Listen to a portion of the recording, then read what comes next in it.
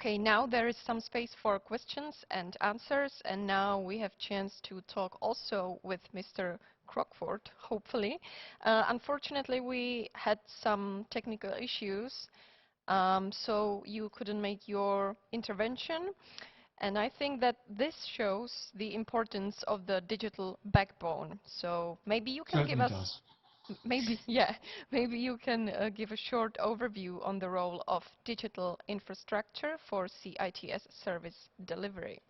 Yeah, a very, very short one. I think the best thing to do is to say what Working Group 5 is dealing with is digital transport infrastructure. There really isn't a definition at the moment, or there are several definitions. So we're working on majorly three elements, which is digital maps, connectivity, and digital traffic rules, because it's really all about digitizing our networks, because it's not about communicating with humans all the time now. It will be communicating with humans and machines.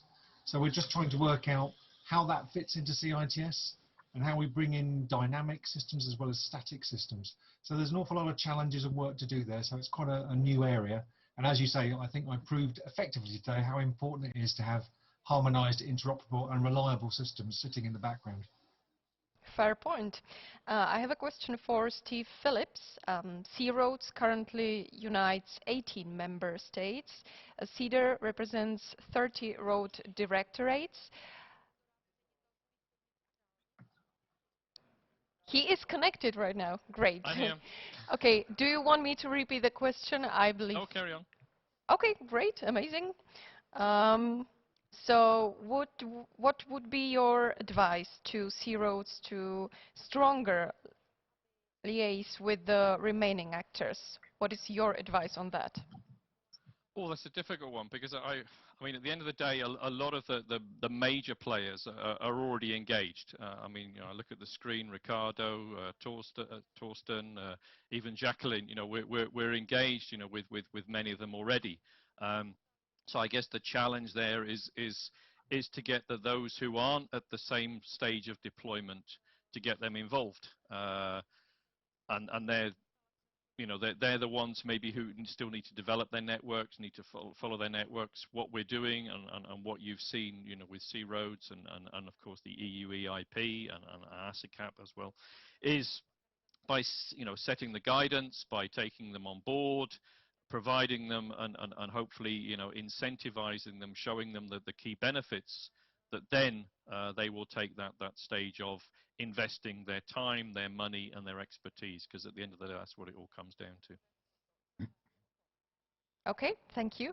Mrs. Jacqueline Erard, you spoke about the potential of CITS with regard to the environment. Which Day 2 ITS services do you currently see approaching? Well, as I've talked about collaborative traffic management, we see the potential of the next Day 2 specifications, where we talk about a lane change twice or a speed limit, which is then set up in the right context. So it is important to not only see the messages or the services as a standalone box and everything will be solved. So we see really what is ongoing in the car-to-car CC and then also in C-Roads, that those kind of CITS services need then to be combined to even reach an higher and overall goal. We have talked about corporations, and as Steve has already mentioned, we are engaged with many stakeholders. But now it is really time to all come together and see in the different perspectives which we have on CITS and its potential, that we bring them together and make those services even really embedded in the different ecosystems of each stakeholder. Okay, thank you. Question for Niels Anderson. After getting the ASICAP Day 2 priorities, where do you see the highest potential for Day 2 services?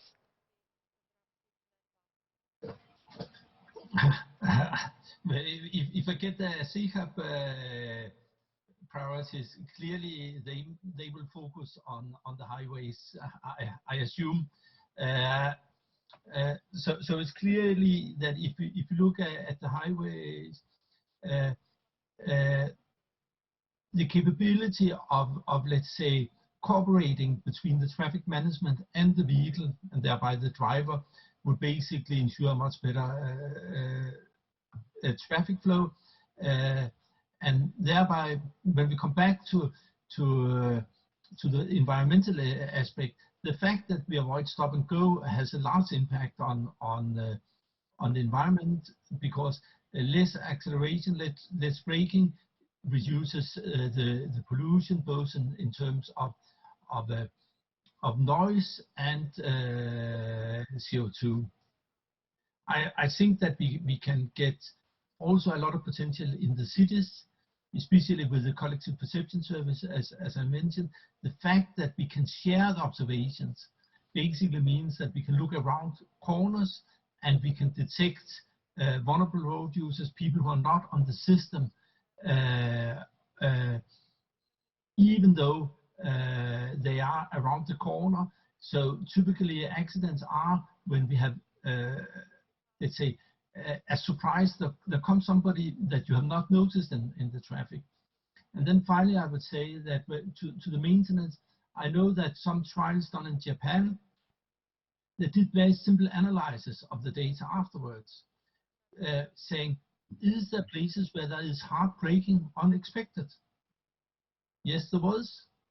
And then they went out and saw, yes, we need to cut the hedge, we need to cut the bushes here because there's bad visibility. That is why we have the hard braking. So I think that the fact that we digitize everything is really what provides a number of opportunities, also far beyond the use cases we are discussing at the moment. Thank you very much. Mr. Tiago, we currently know that 53 European cities are committed to C-roads. What are your plans to attract additional cities and regions to join the C-roads family? Thank you for the question. I hope you can hear me. Well, as I mentioned in my presentation, we are setting up the webinars, trying to raise the awareness for CITS in cities.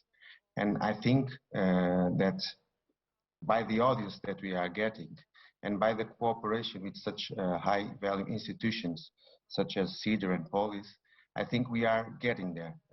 Our webinars are more or less with 100 participants each time we make. And the idea now that we have drafted the city ambassador concept is to approach new cities and to raise the awareness of them towards us, in seeing that CITS is real, is already on the roads, on the streets, and the potentials and the benefits are fully demonstrated. And C-Roads platform is the atmosphere and the environment to share and to demonstrate that CITS potential is a given. It's not just an idea, a vision. We are there yet. We just need to scale more and more. So we in the first phase, well, we were more or less than 10 or 20 cities. Now we have come to to 53, and we hope that in 1 year, 2 years time, more people get on board, and the 144 members of the WG4 group will enlarge, and we are getting there. We don't need to reach an objective of 200 or 300 cities. We just need to be around the globe more and more. And I would very much support the idea that Steve mentioned, because it's a little more broader, not leaving any city behind, not leaving any road behind, because it doesn't matter if it's on a highway or a local small municipality. For getting the full benefits of CITS in terms of safety, we need to go everywhere. So no city, no road, no country, no one can be left behind. So I think we are getting there, and let's see if for the next year we have more numbers and more deployment figures and maps to show, and I hope that the 10T map will enlarge and getting plenty of RSUs across the European roads. So I think we are on the right track. Thank you. Thank you very much. Good luck with that. And one more question for Torsten Geisler. Mr. Geisler, concerning the implementation guidance for CITS services with infrastructure involvement, what would be your #1 advice to newcomers when starting with CITS service operation? Thank you for the question. I hope you can hear well.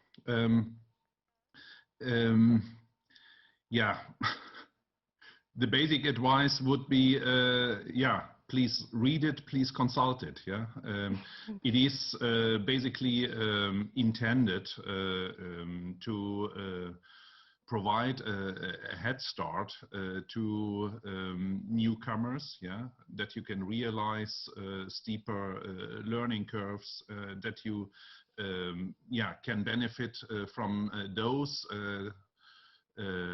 say yeah, loops that some of the early adopters have already done, and where you now as a newcomer can take the fast forward. Thank you. And there is one last question for Mr. Anderson again. Today we heard a lot about CITS service deployment on road stretches. Currently one group is committed to CITS service deployment. When do you think other companies will follow?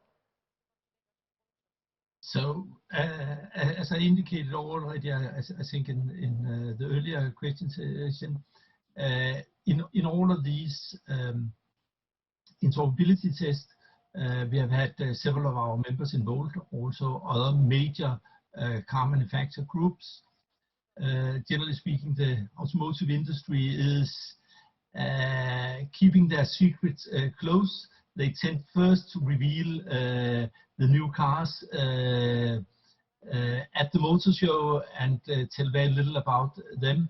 But it's very clear from the engagements we see in the consortium, also in the test activity, that other groups of manufacturers are very close to deployment.